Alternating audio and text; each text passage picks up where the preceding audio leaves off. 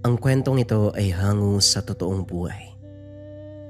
Mula ito sa isa nating kabayan na itago na lamang natin sa pangalang Mateo, taong 1975, Bataan. 20 taon. 20 taon na kulong si Mateo, hindi lamang sa rehas kundi sa pangalan, reputasyon at sa alaala ng isang kasalanan na hindi niya kailanman matakasan. Kahit hindi niya ito ginawa, sa edad na 38, lumaya na siya sa isang mundong walang awa at hindi mapagpatawad. Wala na ang mga magulang, walang kaibigan, asawa o pamilya. Wala kahit isang kaluluwa ang sasalubong sa kanya pabalik sa sibilisasyon. Sa bawat lugar o mukhang madadaanan, agad siyang tinitignan ng mga ito. Mapanghusga, kagad iniiwasan ng mga tao. Hindi masiguro kung dahil ba ito sa takot o hindi naman pangungutya. Puno ng mga peklat, pasa at mga sugat ang balat dahil sa pakikipagsapalaran sa bilangguan. Ganun pa man, malakas at matipuno ang pangangatawan ng binata dahil sa madalas na pag-iensayo at pakikibaka. Huwag ka dyan, anak. Baka mapano ka. Isang kriminal, salot sa lipunan, may nakalaya na namang halimaw sa bayan. Ito ang mga naririnig ni Mateo habang dumadaan. Gayunpaman hindi na ito binigyan ng pansin. Lalo na't alam niya sa sarili na mas maingay ang lata kung wala itong laman. Mas mapanghusga ang mga tao, lalo na kung hindi alam ang tunay na kaganapan.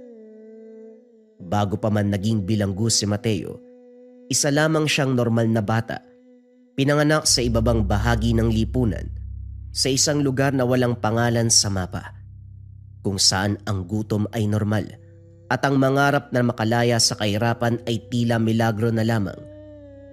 Sa murang edad na 5 taon, namulat na kaagad sa pagmamalupit ng mundo si Mateo. Maagang namatay ang ama na nagtatrabaho sa pabrika. Naaksidente ito at imbis na makakuha ng hustisya o tulong, tila sinisisi pa ng kumpanya ang ama dahil nabawasan sila ng kita sa pagkamatay nito. Walang kompensasyon, walang hustisya, walang katarungang natanggap ang mahirap na pamilya mula sa kamay ng kumpanya na malugod pinagsilbihan ng ama. Ang kanyang ina ay isang sakiting may bahay. Dahil sa kondisyon nito, hindi niya kayang magtrabaho kahit simpleng nabada o kahit gawaing bahay. Bukod pa rito, kailangan ng ina ng gamot upang mabawasan ang sakit na nararamdaman. Sa murang edad pa lamang, siya na ang naging haligi at ilaw ng tahanan. Siya ang nagtatrabaho, nagtitiis at tahimik na lumalaban para sa kinabukasan. Ang nag-iisang dahilan kung bakit bumabangon araw-araw ay ang bunsong kapatid na babae, si Elise. Palangiti ang batang ito at mukhang may patutunguan pa ang buhay. Kaso nga lang katulad ng ina, mahina ang katawan at sakitin ng bata.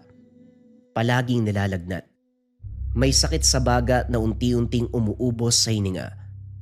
Ngunit hindi katulad ng ina, si Elise ay palaban. Sinisikap niyang gumaling, mag-ensayo at kumain ng masustansya kahit wala silang pambili. Kahit papano, dahil sa buti at ganda ng bata, may ilang mga residenteng nagkukusang tumulong sa kanya. Alam ng batang ito na kailangan ng tulong ng kuya, kaya naman kahit hindi makatulong ng pinansyal, ayaw niyang maging pabigat.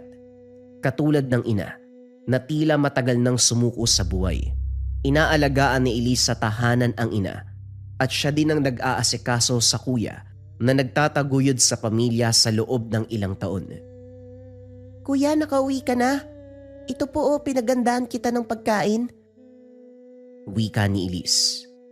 Oh, saan naman to galing, Elise? Hindi pa kita nabibigyan ng pera. Pero mukhang masarap to Nakakagutom. Tugon ni Mateo. Galing po yan kay Mang Berto, kuya. Yung kapitbahay po natin. Ah, ganun ba? Bakit po? May problema ba? Parang napapadalas kasi yung tulong ni Mang Berto eh. Wala naman siyang ginagawang masama sa'yo, di ba? Basta kung meron, magsabi ka kaagad. Ikaw naman, kuya, oh. Nagmamalasakit na yung tao. Pinag-iisipan pa natin ng masama. Eh hindi naman sa ganun, Elise. Medyo iba yung nararamdaman ko sa matandang yan eh. Pero kung wala ka namang napapansin kakaiba, eh di mabuti. Basta mag-ingat ka palagi ha. Lalo na, ikaw lang ang naiiwan dito sa bahay. Eh alam mo naman si nanay, may sakit na yan. Opo, kuya, huwag kang mag-alala. Sige na po, kain na tayo. Isang araw, habang papauwi galing sa isa pang trabaho, napansin ni Mateo na may kaguluhan sa eskinita na palaging dinadaanan. Doon nalaman na merong holdapan na naganap. Hindi na masyadong binigyan ng pansin, lalo na't hindi naman sangkot. Lalong-lalo na, mas marami pang importanteng bagay na kailangang asikasuhin. Akala ni Mateo, isa lamang itong normal na masamang balita na palagi namang nangyayari sa lugar. Pero lumipas ang ilang araw, nagpatuloy ang ganitong balita. Talamak na ang holdapan at hindi matunton ng kapulisan kung sino man ang salarin. Sa hindi inaasahang pagkakataon, napag-alaman ni Mateo na kakilala niya ang mga holdapper. Nahuli ang mga dating kaibigan, si Dantes at Derek, na nagkakalat ng isang bag na halatang hindi nila pagmamay-ari. Isang bag na pambabae. Nagpatay mali siya man ng binata. Dali-dali itong umalis. Pero agad siyang nakita ng mga ito. At saan ka pupunta? Wika ni Dantes. Halatang halata pa sa boses na wala na sa katinoan. May nagamit na bagay na hindi dapat. Masamang gamot. Oo nga, ano? Ay, teka, si Mateo pala yan, Dantes. Kaibigan natin yan. Si Dantes at Derek parehong gumagamit ng bawal na gamot. Ay, aba, oo nga no. Hindi na kami magpapaligoy-ligoy pa, Mateo. Mukhang may nakita ka. Wala ako nakita, napadaan lang ako. Eh di ba't nangangamusta lang din naman sa inyo, kaya nga ako lumapit eh. Palusot ni Mateo. Ah, kung sa bagay, oo nga naman. Ganon din naman kami sa'yo, kinukumusta ka lang namin, di ba Derek? Wika ni Dantes. Tulad ni Mateo, ayaw nilang masangkot sa isa't isa. Pero iba si Derek. Huwag na tayong magmaang-maangan, mga pare. Alam nating lahat na nakita mong ginagawa namin. Ha? Hindi ko alam yung sinasabi mo. Tandaan mo to, pare, ha? Alam namin kung saan kayo nakatira. At sakay kumusta mo ako kay Elise. Habang tumatagal, parang gumaganda siya lalo, ah. Hindi na sumagot pa si Mateo. Napakuyom na lamang ang kamay. Pilit nagtitimpi. Bagamat gustong-gusto niyang suntukin ng mga ito. Bukod sa wala na sa katinoan ng dalawa, napansin niya ang patalim sa bulsa ni Derek. Kaya't minabuti niyang wag na lamang lumaban, magdoble ingat sa mga susunod na araw. Pag-uwi ng tahanan, nagpasya si Mateo na lumipat sila ng tirahan. Bagamat hindi sigurado kung saan, ipinaalam niya kaagad kay Elise ang plano, lalo na't habang tumatagal, mas nagiging delikado ang kanilang kinaroroonan. Kahit natutol na sana ang dalaga, napagtanto nito, nag-aalala lamang ang kuya kung kaya't anuman ang magiging desisyon, susundin niya lamang ito. Lumipas ang ilang araw, nakahanap na ng ibang matitirahan ng pamilya. Dala-dala ang isang banig at kakaunting gamit. Nagsimula silang muli. Hindi man ganong kalayo, sapat naman ang distansya nito sa dati nilang tinitirahan. Malayo sa kinaroroonan ng mga dating kaibigan, si Dantes at Derek. Kaso nga lang, kahit anong iwas ni Mateo, gulo ang nakakahanap ng paraan upang lumapit sa kanya. Isang araw sa hindi inaasahang pagkakataon, muli na naman niyang nakita ang dalawa. Limpak-limpak na pera ang hawak. Kitang-kita mismo ang mga pinagbabawal na gamot sa harap nito. Agad ding dumating ang mga kapulisan na pagkamalang sangkot si Mateo sa pangyayari, lalo na't kilala niya si Derek at Dantes. Hindi na nagtanong pa ang mga ito. Hindi na nag-imbestiga. Agad lamang siyang dinampot at kinulong. Kahit ilang beses magpaliwanag, ilang beses patunayan na hindi siya sangkot sa ilegal na aktibidad, lahat ng panawagan at hinanaing napunta lamang sa mga tenga na hindi marunong makinig, tila mga taong walang pakialam sa katulad niya. Ilang araw nang makulong si Mateo, nagpasalamat ang binata na natuntun siya ng kapatid. Pinaglaban ni Elise, matino ang kuya. Pero tulad ni Mateo, hindi rin pinakinggan ang mga hinanaing. Para sa kanila dahil konektado, magkakilala at naroon ang binata sa lugar, sapat ng ebidensya upang makulong ang kapatid. Ilang beses sumubok si Elise. Ginawa ng bata ang lahat upang maitaguyod ang sarili. Ang may sakit na ina, pati na rin ang kuyang kinulong ng walang kasalanan. Nanlimos ang bata, nagmakaawa sa mga dumadaan at nangingi ng tulong. Ngunit sa mundong hindi pinapansin ang mga may hirap na katulad nila, ang hustisya hindi para sa kanila. Kalaunan nagkasakit na si Elise. Sa pagod, sa gutom, sa kawalan ng tulong mula sa mga tao sa paligid, pati na rin sa kanilang lugar. Ilang araw habang nasa presinto upang kumustahin ang kapatid, inatake na ang dalaga ng sakit na matagal nang pilit tinatago. Isinugod siya sa ospital ng mga kapulisan, ngunit dahil walang pambayad na panggamot, hindi inasikaso ng ospital si Elise. Kalaunan, namatay siya. Binagsakan ng langit at lupa si Mateo ng araw na yun. At ng mga oras na yun din, hindi lamang si Elise ang namatay, kundi pati na rin ang pananampalataya niya sa tao at sa mundo. Hindi na alam ng binata kung ano ang nangyari sa kanilang ina. Hindi rin niya alam kung nailibing ba ang kapatid. Ang alam lang niya, sa loob ng 20 taon, ikinulong siya ng walang kalaban-laban. Namatay ang nag-iisang mahal niya sa buhay at tila wala nang saysay pa kung pagpapatuloy niyang manatili sa mundong ito. Gayunpaman sa loob ng bilangguan, naging matatag si Mateo, katulad ng puso na naging bato. Ang pangangatawan ay tumigas din sa labis na pag-iensayo at pakikipaglaban sa kapwa preso. Hanggang isang araw, makalipas ang 2 dekada, dumating na rin ang araw na hindi niya inaasahan, ang araw ng kalayaan. Pero nakatatak pa rin sa isipan ni Mateo na ang mundong ito ay walang hustisya, walang awa at walang kabutihan ang mga tao. Nang makalaya, naging palaboy ang dating 18 anyos na binata na ngayon ay 38. Kung saan-saan siya natutulog, sa gilid ng kalsada, sa ilalim ng tulay, sa mga lumang karton. Bagaman kumakalamang sikmura, ni minsan hindi to nanlimos. Alam niya kasi na wala kahit sino ang magmamalasakit lalo na sa isang katulad niya. Ilang linggo ang lumipas.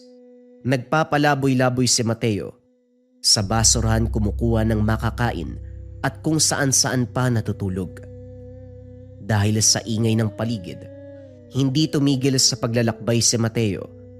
Naghahanap ng lugar na tahimik, hindi upang manirahan, kundi upang mamahinga. Naging masahol at malungkot man ang pamumuhay. Kahit sa huling hantungan sana makatikim man lang ng ginhawa at kapayapaan. Nais niya nang tapusin ang paghihirap. Para sa binata, sapat na sigurong mawalan siya ng pamilya. Namatay ang kapatid. Namatay ang ina habang nasa kulungan. Ilang dekada siya sa loob sa kasalanang hindi ginawa. Hanggang isang gabi, habang tinataboy siya ng ulan at gutom, narating niya ang isang lugar na hindi nakikita sa mapa, ang bayan ng De La Luna. Isang liblib na bayan sa kabundukan sa gitna ng Quezon, napapaligiran ng mga kakawyan, mga halaman at ilog na rumaragasa. Sa hindi malamang dahilan, bigla na lamang nakaramdam ng matinding ginhawa si Mateo. Bumagsak ang katawan sa lupa at sa ilalim ng puno. Sa mga ugat nito, sa kauna-unahang pagkakataon, doon nakatulog ng mahimbing ang binata. Ang kasarapan ng tulog ay naudlot nang makaramdam ng paulit-ulit na pagtapik sa braso. Ilang beses hindi pinansin, pero dahil sa kakulitan, wala nang iba pang nagawa si Mateo kundi tignan kung ano nga ba ang gumugulo sa kapayapaan. Psst! Anong ginagawa mo dyan, Manong? Gumising ka nga, hindi tutulugan. Wika ng isang babae. Hindi umimik si Mateo. Pilit niyang pinipikit ang mga mata, pero hindi tumigil ang babae. Manong, ano ba? Umuwi ka na sa inyo, ha? Sigurado nag-aalala ang pamilya mo sa'yo. Ano ba? Bakit mo ba ako ginigising? Inaano ba kita? Mukhang dayo ka yata dito, Manong. Bawal matulog sa labas. Maraming ligaw na hayop dito. Baka paggising mo, wala na yung binti at braso mo. Umuwi ka na sa inyo. Wala akong pamilyang uuwian tulad ng sinasabi mo at hindi ako taga rito. Dayo ko. Kung nadudumihan ka sa akin, yun ang sabihin mo. Hindi yung nagkukunwari ka pa. Hayaan mo na ako matulog dito kahit ngayong gabi lang. Bukas sa bukas aalis ako. Kaya kung pwede ba, tumigil ka na. Mararamdaman sa boses ni Mateo ang pinaghalong pagmamakaawa at lungkot. Hindi kaagad nakapagsalita ang dalaga. Nakaramdam ng konsensya. Kung gusto mo, Manong, may lugar sa bahay namin kung saan ka pwedeng matulog. Pero hindi kita pipilitin. Kung gusto mo lang naman. Hindi na. Alis din ako pero maya-maya na. Kaya kung pwede ba hayaan mo ako matulog para may lakas ako maglakbay. Ako na nakikiusap sa'yo, Iya. Tigilan mo na ako. Unti-unti nang nainis si Mateo sa kakulitan ng dalaga. Ako na nagmamakaawa sa inyo, Manong. Sumama ka na lang sa akin. Siguradong seguridad mo kapag nasa tahanan ka kaysa dito sa labas kahit ngayong gabi lang. Sinabi ng Hindi natuloy ang sasabihin ni Mateo. Kumulo ng malakas ang sikmura. Huwag ka mag-alala, paglulutuan ka namin. Marami kaming nakandang pagkain sa bahay. Baka masayang lang kung walang kakain eh. Sa hindi malamang dahilan, sumama na lang si Mateo. Hindi sigurado kung dahil ba ito sa gutom, dahil wala ba itong matutulugan, o hindi naman kaya wala naman kasing mawawala kahit ano pa ang pasya. Habang naglalakad, maraming nakasalubong na iba pang residente ang dalaga. Lahat ng mga ito ay nakangiti. Binabati sila. Ang iba ay nangangamusta pa. Ngunit si Mateo, hindi maalis ang mga mata sa lupa. Tila nanliliit sa sarili o hindi kaya naman nahihiya. Gayunpaman, kahit ganito ang nararamdaman at hindi kaaya-aya ang itsura, naramdaman ni Mateo ang init ng pagbati ng mga residente. Tila malugod siyang tinatanggap ng bayang iyon na siyang hindi inaasahan ng binata. Makalipas ang ilang sandali ng paglalakbay, narating na ang tahanan ng dalaga. Isang katamtamang laki ng bahay. Kumpleto ang mga silid. May bakurang punong-puno ng mga pananim at bulaklak. May mga alitaptap sa paligid. Bagamat madilim na at gabing-gabi, tila punong-puno ito ng buhay. Kagad silang sinalubong ng mag-asawa, si Aling Des at Mang Tano. Ang mga magulang ng dalaga, bagamat bahagyang nagulat, kagad tinanggap ng matatanda ang bisita ng anak. Inalok na mga bagong damit, malinis na tubig at inasikaso ng maayos.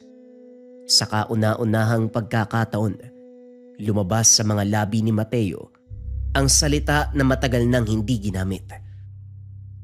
Maraming salamat po. Ay, huwag ka mahihiya, iho. Ito pa, mukhang kailangan mo nito.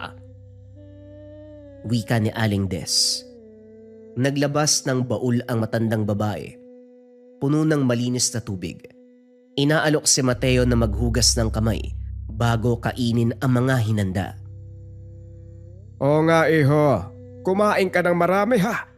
Kung kulang pa marami tayo sa likod, magsabi ka lang. Wika ni Mang Tano. Bagamat nahihiya, hindi na nagpatumpik-tumpik pa si Mateo. Kumuha ito at kumain. Ngunit dahan-dahan lamang, tila pagpapakita ng pagrespeto sa mga tao na malugod siyang tinanggap. Nga pala, Luna, bakit ngayon lang namin nakita ang kaibigan mong ito? Tignan mo ang itsura niya. E di sana matagal na natin siyang natulungan. Pasensya na po, Nay, pero kakarating niya lang po eh. Hindi siya taga rito. Wala na po siyang pamilyang inuuwian, kaya dito ko po siya dinala eh. Ganun ba? Mabuti pala ikaw ang unang nakakita sa kanya. Dito mo siya pinatuloy. Pasensya na po. Huwag kayo mag-alala. Mamaya po, alis na rin ako. Nahiya si Mateo nang marinig ang usapan. Ano ka ba, iho? Kahit dito ka na matulog. May iba pa kaming kwarto na pwede mong tulugan. At saka hindi ba na ipaliwanag sa'yo ng anak namin? Delikado dito. Lalo na ngayong gabi at sa isang katulad mo. Napansin ni Mateo sa tono ng pagsasalita at itsura ng matanda. Merong kakaiba. Basta sinabihan ko na rin po siya na dito na lang matulog. Gano'n naman pala eh. Ano pang inaantay mo dyan, iha? Ihatid mo sa kwarto. Hindi na nagaksaya ng oras ang pamilya. Agad niyang dinala sa isang silid. Malinis, maaliwalas at malawak. May kama at puno ng kagamitan. Sigurado po ba kayo na dito niyo ako papatulugin? Parang ako na po yung nahihiya eh. Lalo na hindi niyo na ako kakilala. Bakit sobra niyo naman po ako asikasuhin? Ano ka ba talagang ganito sa amin, no? Galing na sa'yo mismo, di ba? Wala ka ng pamilya na uuwian. Kahit papano, tulong na namin to sa'yo. Sige na, matulog ka na dyan. Pagsarado ng pintuan, halo-halo ang mga emosyong nararamdaman ni Mateo. Bagamat nahihiya, may halong tuwa ang nararamdaman. Ngunit sa likod ng isipan, hindi niya maiwasang magduda kung bakit gano'n na lamang ang pagtanggap sa kanya. Tila may mali sa sitwasyon. Dahil sa matinding pagod sa ilang linggong paglalakbay, hindi na nakapag-isip pa ng tuluyan ang binata, kagad na itong nakatulog. Kaso nga lang, madaling araw palang madilim na ang paligid. Hindi mawari ni Mateo kung bakit bigla na lang siyang nagising. Wala namang ingay o kalampag, ngunit parang may nais sabihin ang katawan. Habang simple at dahan-dahan itong bumababa, narinig niya na nag-uusap ang pamilya. Aakyat sana muli ang binata dahil ayaw niyang makisali o mangialam sa mga ito. Pero natigilan si Mateo dahil siya ang pinag-uusapan. Hindi man niya narinig ng buo ang pinag-uusapan, may mga ilang salita siyang narinig.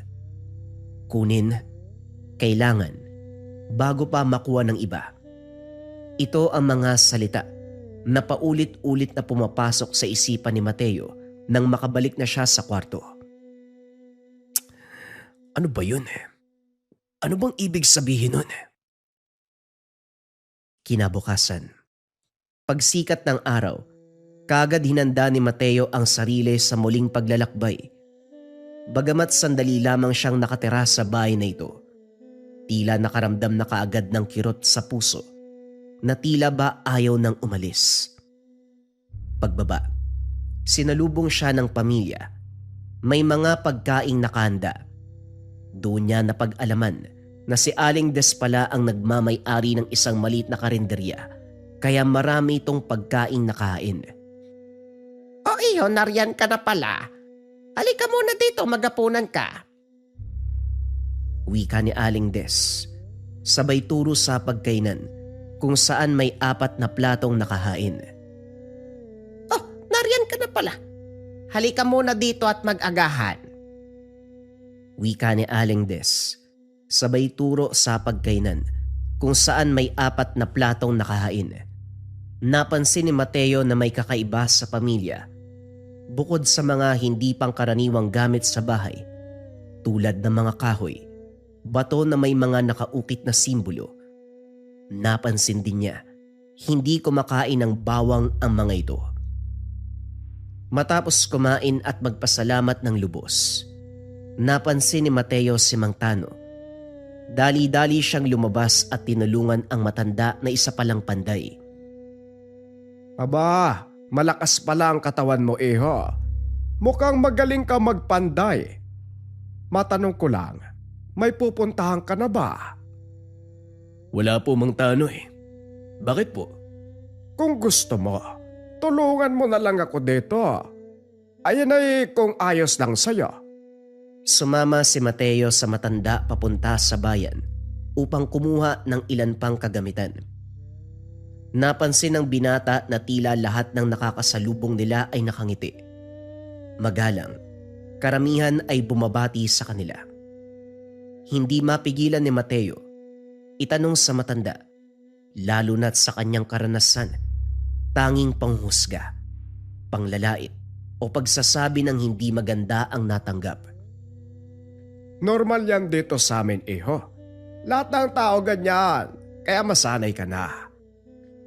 Pagdating sa tahanan, habang tahimik na nagliligpit si Mateo ng gamit, muli siyang kinausap ni Aling Des. May lambing sa tinig ng matanda. Hindi mapilit pero puno ng malasakit. Kung sakaling magbago ang isip mo, anak, o dumating ang panahon na wala kang ibang mapupuntahan, wag mong kalimutan, bukas ang pintuan namin para sa'yo. Sandaling nanahimik si Mateo. Nilunok niya ang natitirang hiya. Sa wakas, buong loob niyang tinanggap ang alok ng matanda. Bilang kapalit ng paninirahan sa kanilang pamilya, masikap siyang tumulong sa mga gawaing bahay at sa pagpapanday ni Mang Tano. Unti-unti, natutunan niyang magising na may direksyon ang bawat araw sa tunog ng martilyo at bakal. Sa payak na gawain ng tahanan, unti-unting nabuo ang isang buhay na matagal niya nang inakala na hindi na muling darating. Habang lumilipas sa mga linggo, hanggang sa naging ilang buwan na ang pananatili sa bayan, may isang bagay na hindi nakaligtas sa pansin.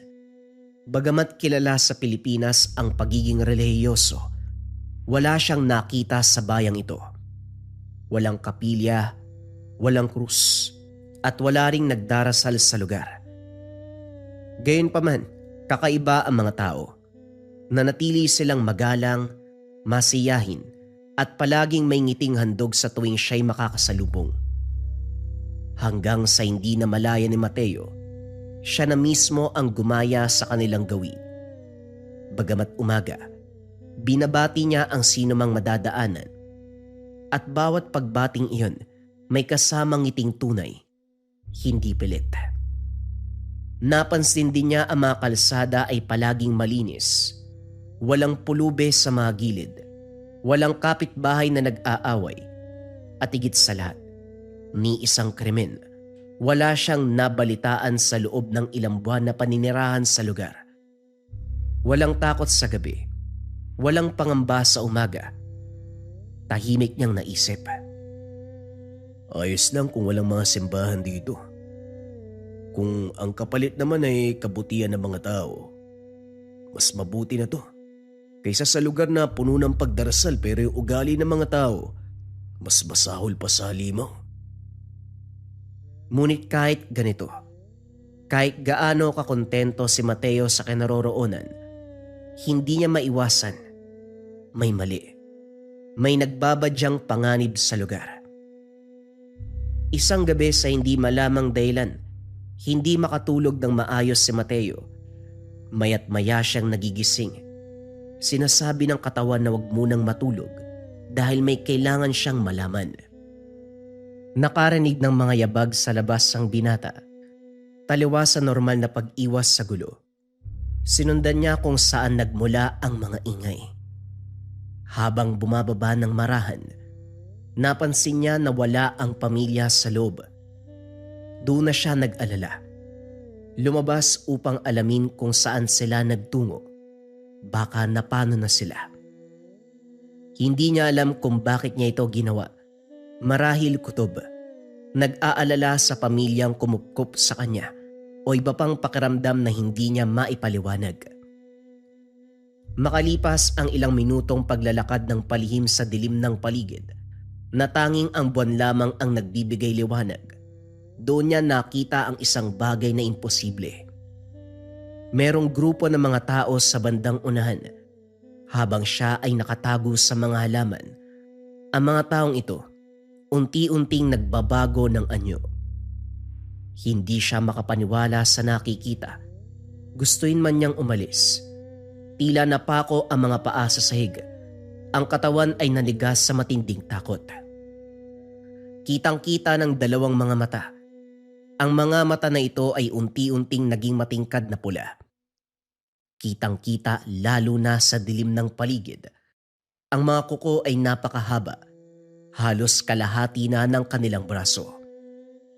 Ang mga bunganga, lumaki at humaba. Naglabas ng napakatalim na ngipin na hindi na pang tao at ang mga balat. Biglang lumabas ang mga itim na balahibo habang may itim na likidong lumalabas na tila balangis. Nagiiwan ng marka kung saan man sila dadaan. Napatakip kagad ng ilong si Mateo. Bagamat may distansya ang mga ito sa kanya, tumatagos pa rin ang napakabahong amoy. Tila nabubulok na laman ng tao. Mga aswang. Ngunit hindi sila pumapatay ng tao. Sa halip nakita niyang may hinahabol silang hayop. Isang dambuhalang baboy ramo na tila sinapian ng itim na usok. Nang mapatay ito, sinambit nila ang isang orasyon at saka sinunog ang katawan. Hindi lahat ng halimaw ay masama. Napatras si Mateo. Halos mapatalon sa gulat nang marinig ang boses sa likuran. Kagad siyang lumingon at nakita si Luna. Huwag mo nang subukan pang magmaang-maangan. Hindi ka marunong magsinungaling. Kitang-kita ko sa mukha mo ang takot at pagtataka. Bago pa man makapagsalita si Mateo, biglang may kumaluskos sa likuran. Mula sa dilim, unti-unting sumulpot si Lamang Tano at Aling Des. Ang anyo, katulad ni Luna, hindi lubos na tao, ngunit hindi rin ganap na limaw katulad ng mga una nitong nakita. Tila naudlot ang pagbabago ng anyo. Wari napigilan sa kalagitnaan ng paghuhubog ng katawang aswang. Ang mga kuko ni Mang Tano ay humaba at tila naliliwanagan ng buwan. Ang mga mata ni Aling Des, maputlang dilaw. Mga ngipin ay bahagyang nakausli. Hindi sapat upang takutin ng binata, ngunit sapat upang ipaalala ang kanilang itsura.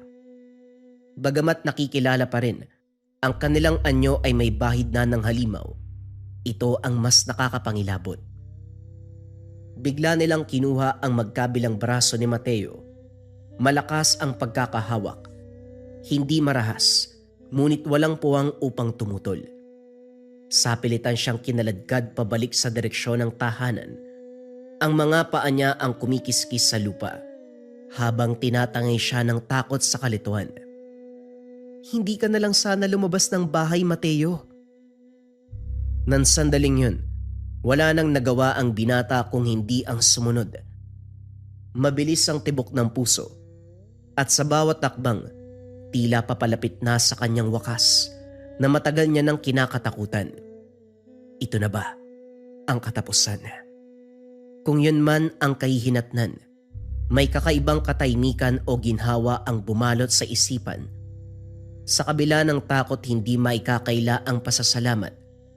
Sa unang pagkakataon sa napakahabang panahon, nakaranas siya ng buhay na payapa.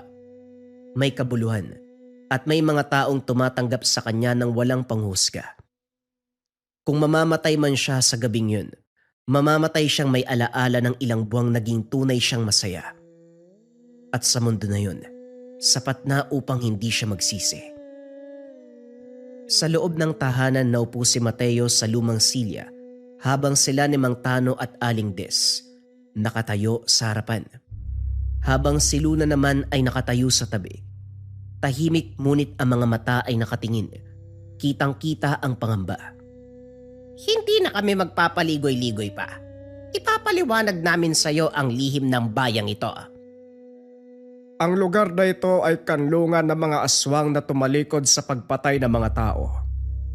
Kumakain kami ng mga hayop, ng masamang espiritu, at mga nilalang na nagdudulot ng salot sa lipunan. Kapalit ng lihim na ito, kapayapaan ng bayan namin, kapayapaan ng aming pamumuhay. Wika ni Mang Tano. Tumango si Mateo. Bagamat hindi pa rin siya makapaniwala sa mga naririnig, unti-unti niya itong naunawaan. Ang mga nilalang na minsan niyang inakala na mga halimaw, may sariling moralidad. May mga panuntunang sinusunod at higit sa lahat, may halimaw na hangarin, hindi basta kumikitil o naninira ng buhay ng tao. Ngunit kasunod ng kanilang pagpapaliwanag, isang babala. Kaso kailangan mong magpanggap, iho. Sa oras na may dumating na mga tagalabas, kailangan makita nila na isa ka rin sa amin, pati na rin sa iyong kaligtasan. Bagamat hindi kami kumakain ng tao, hindi may kakaila na higit na malayo ang agwat ng aming kakayahan kumpara sa mortal na katulad mo. Ano pong ibig niyong sabihin mga tagalabas? Dayo ko eh. Hindi niyo nga po ko kakilala, pero naging mabuti kayo sa akin. Hindi kami ang kalaban, Mateo. Ang mga tagalabas mismo ang problema. Naalala mo nung una tayong nagkita, binalaan kita na hindi ligtas sa labas. Oo, naaalala ko. Pero ano pong ibig mong sabihin? May isang grupo ng mga nanguhuli. Wala silang pakialam kung mabuti o masama. Para sa kanila, lahat ng aswang ay isang kasalanan. Isang pagkakamali ng mundo na dapat burahin sa lupa. Kahit na tao ka, kagad ka nilang huhusgahan. Kahit wala silang pruweba o kahit man patunayan mong tao ka, wala silang pakialam. Kumirot ang puso ni Mateo. Naalala niya ang mga naranasan nung kabataan. Ang 20 taong ninakaw sa kanya upang pagbayaran ang kasalanang hindi niya ginawa. Sumingit si Aling Des. Banayad ang tinig. Oo, iho. Ito ay para sa ikabubuti mo. Wika ni Aling Des. Habang marahang hinahaplos ang mga peklat sa mukha ng binata. Hindi bilang pagsusuri, kundi bilang isang ina na nag-aalala. Sa kilos na ito, tila pinapahiwatig niya, maaari namang itago ang tunay na kaanyuan ni Mateo. At doon niya napagtanto ang isang bagay na matagal niya nang hindi namamalayan sa ilang buwan na paninirahan sa lugar, kasama ang pamilyang kumupkop at tumanggap sa kanya.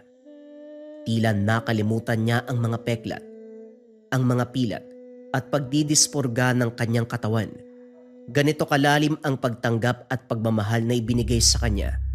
Umabot na sa puntong hindi niya na nakita ang sarili bilang isang taong may kapansanan, kundi isang tao na may lugar na tinatawag na tahanan. Nang gabing yun, dumating ang mga nanguhuli sa aswang. Napansin ng binata na tila nagbago ang kulay ng paligid. Ang kaninang puti na may halong dilaw na buwan, ngayon ay naging pula. Ang bagong kulay na ito, hindi nagbibigay liwanag, kundi tila nagbabadya ng panganib sa buong bayan. Isang grupo ng mga hindi pamilyar na tao ang unti-unting pumasok sa lugar. Sa bawat hakbang ng mga bisig ng tila isang pare at mga kasama nito, nasusunog ang mga bahay at ang mga bata ay tumatakas, sumisigaw ng takot.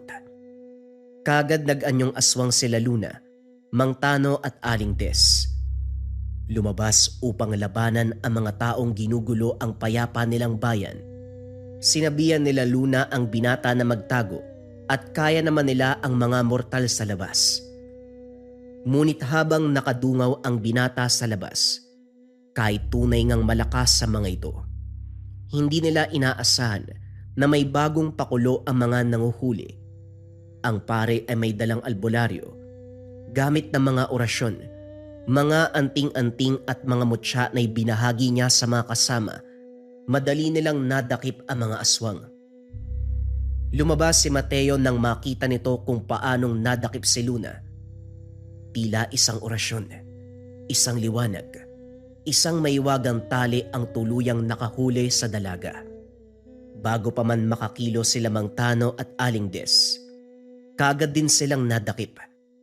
Parehong orasyon, parehong liwanag at parehong tali ang ginamit upang madakip ang pamilya. Kasama na rin ang ilang pang residente ng bayan. Si Mateo ay nakatayo sa gitna ng daan. Ang puso ay tumitibok ng mabilis. Ang alaala ng kulungan at mga sakit na pinagdaanan ay muling nanumbalik. Nakagapos ang mga nahuli, isinilid sa sakayan at tila nagmamadali ang grupo. Mukhang iba ang tunay na hangarin sa mga nahuli. Kung ano man ito, siguradong hindi maganda. Sa gitna ng kaguluhan, nakita ni Mateo si Luna. Nakatitig sa kanya. Bagamat hindi nagsasalita, ang mga mata nito ay puno ng takot. Tila ba nagmamakaawa at humingi ng tulong. Kahit na hindi nito alam kung paano sila matutulungan ng isang mortal. Si Mateo, bagamat hindi sigurado sa gagawin, buong tapang siyang humakbang pasulong at sinugod ang grupo.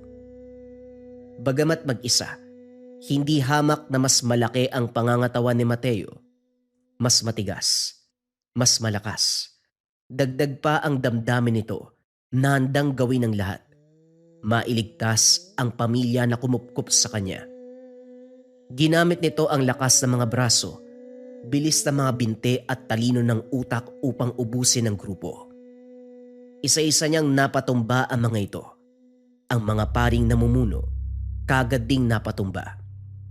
Ang albularyo naman, dali-daling inilabas ang mga orasyon at baston. Kaso nga lang, hindi gumana ang mga ito.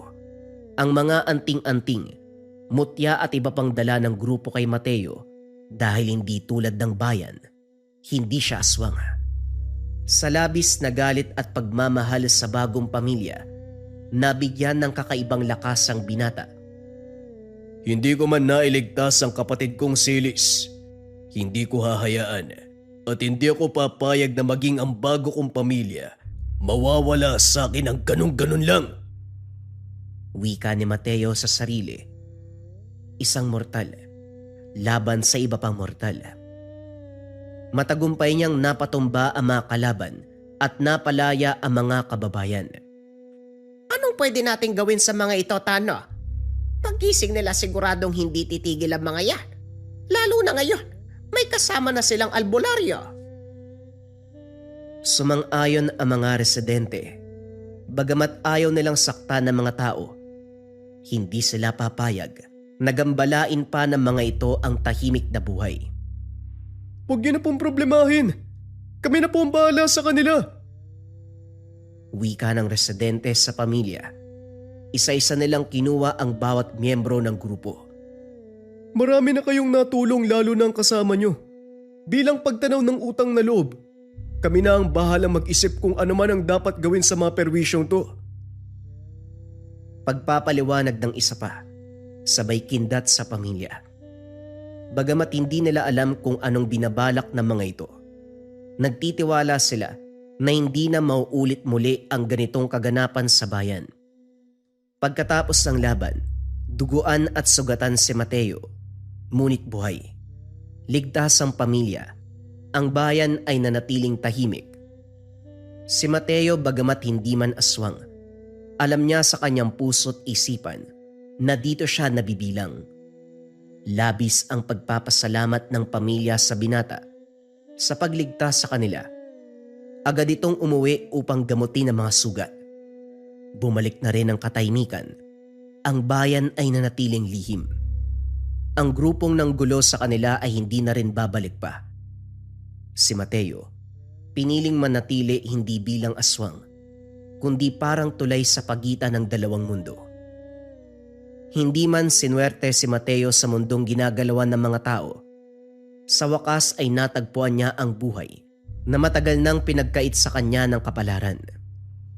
Sa bagong pamilyang yumakap ng walang takot at panghusga, natutunan niyang muling tumawa, umasa at magmahal. Doon niya naranasan ang katahimikan at kagalakang hindi niya kailanman natikman noon. At sa unang pagkakataon, naging buo at kontento ang puso sa piling ng mga aswang. Hanggang ngayon, paminsan-minsan may lumalaganap na istorya, isang lalaki na may pilat na nagbabantay sa daanan patungo sa isang bayan na hindi nakikita ng mga taong masama. Isang bayan na hindi tao ang mga residente na mas kilala sa katawagan na mga aswang. Mga kabayan, hinahanap niyo ba ako sa Facebook? Narito ang Facebook page ko. Mga kabayan, kung interesado rin kayo makakuha ng mga medalyon, bracelet pang proteksyon, pampaswerte, pang kalusugan, diyan ako namimigay sa ating Facebook. Basta mag-follow lang kayo, antayin nyo yung mga post kung paano makakasali sa raffle kasi nagbibigay din ako ng cash prize, mga pangbigas, yan. Basta naka-follow kayo sa ating Facebook page, sundin nyo lang kung anong kailangan doon sa post. Follow na mga kabayan.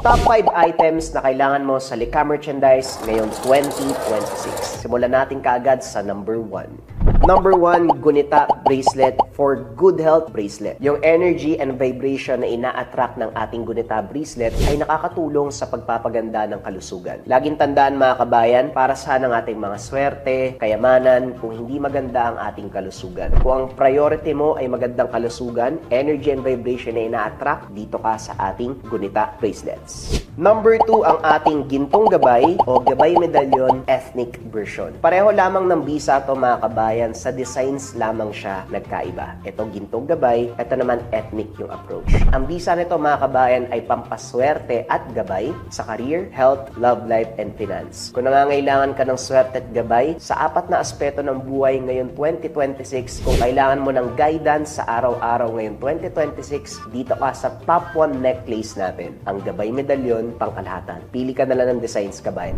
Number 3, syempre hindi mawawala ang depensa spiritual mga kabayan. Meron tayong kalusugan at gabay sa araw-araw pero kailangan din natin ng depensa spiritual. Kontra sa lahat ng negative energy, kontra kulam, barang, tigalpo, palipad hangin, usog o kahit anong masamang uri ng sumpa. Ito ang Maracuyo Bracelets mga kabayan. Nandito din yung tinatawag nating revuelta or sumbalik. Kung ano man yung sumpa na ibinigay sa inyo, ibabalik doon sa taong nagbigay. Kaya sobrang trending ng ating Maracuyo. May 4 na kulay kang pagpipilian. Pwede tong lava na may gintong San Benito, pwede tong white na may gintong San Benito, pwede tong brown na ethnic version at black na ethnic version. Pili ka na lang, kabayan ko.